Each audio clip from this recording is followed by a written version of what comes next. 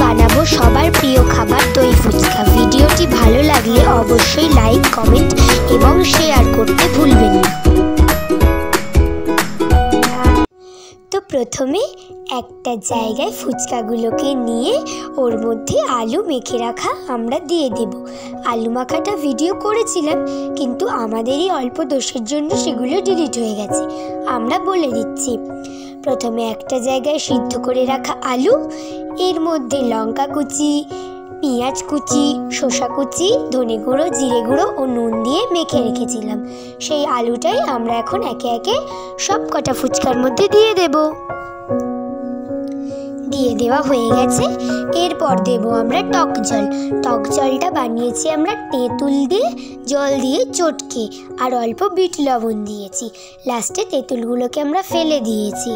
আপনারা চাইলে লেবুও দিতে পারেন, কিন্তু টক জলের মধ্যে তেঁতুলটাই হচ্ছে মেন উপকরণ। একে একে প্রত্যেকটি ফুচকার মধ্যে আমরা এই টক জলটিও দিয়ে দেব। দিয়ে দেওয়া হয়ে গেছে। এর মধ্যে আমরা দিয়ে দেব সাদা ঝুরি ভাজা। এর মধ্যে সাদা ঝুরি ভাজাই ব্যবহার করতে হবে, নইলে কিন্তু ভালো খেতে লাগবে না অন্য কিছু ঝুরি ভাজা দিলে। একে একে সব কটাতে দেওয়া হয়ে গেছে। এরপর আমরা দিয়ে দেব টক দই।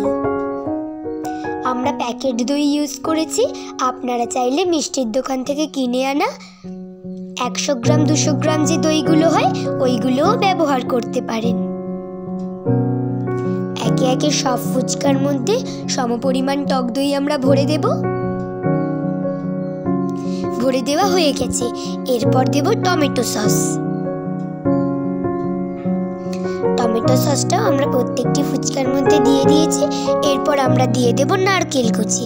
নারকেল কুচি আমরা ব্যবহার করেছি শুধুমাত্র সাজানোর জন্য, অর্থাৎ ডেকোরেশনের জন্য। আপনারা চাইলে স্ক্রিপও করতে পারেন। একে একে এবার নারকেলগুলো সব কটা ফুচকার মধ্যে দিয়ে দেওয়া হয়ে গেছে। আমাদের রেডি হয়ে গেছে দই ফুচকা, বাড়িতে কিছু কম উপকরণ দিয়ে বানানো ঘরোয়া উপায়ে দই ফুচকা। বাড়িতে কিন্তু আপনারা অবশ্যই ট্রাই করবেন, দারুণ টেস্টি, স্বাস্থ্যকর এবং চটপটা খাবার।